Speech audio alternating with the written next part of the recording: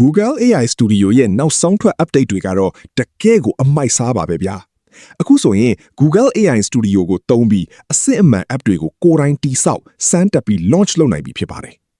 အန်အောဖို့ကောင်းတာကစာတကြောင်းနဲ့ရိုက်ထက်ရုံနဲ့အပြည့်အဝအလုပ်လုပ်နိုင်တဲ့ app တစ်ခုကိုတပြားမှပေးစရာမလိုပဲအခမဲ့ဖန်တီးပေးနိုင်တာပဲဖြစ်ပါတယ်ဒါတည်းမကသေးပါဘူး Google Workspace နဲ့ဓာတ်ရိုက်ချိတ်ဆက်ပေးထားတဲ့အတွက်သင်ရဲ့ Gmail, Docs, Sheets နဲ့ Drive တွေနဲ့ပါတွဲဖက်အသုံးပြုနိုင်မှာပါဥပမာသင်စီရောက်လာတဲ့ email တွေကိုဖတ်ပြီးအချက်လက်တွေကို spreadsheet ထဲအလိုအလျောက်ထည့်ပေးမဲ့ tools မျိုးကိုအလွယ်တကူတည်ဆောက်နိုင်မှာပါ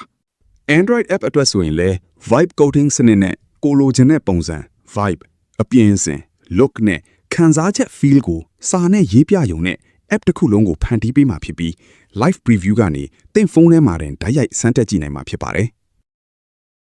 app အားလုံးအဆင်သင့်ဖြစ်ပြီဆိုရင်တော့တစ်ချက်နဲ့ရုံနဲ့ one click အခမဲ့ deployment လုပ်ပြီးသုံးစွဲနိုင်မှာဖြစ်ပါတယ်တကယ်ကိုမိုင်းလွန်လို့အခုပဲဆန်းသုံးကြည့်လိုက်တော့နော်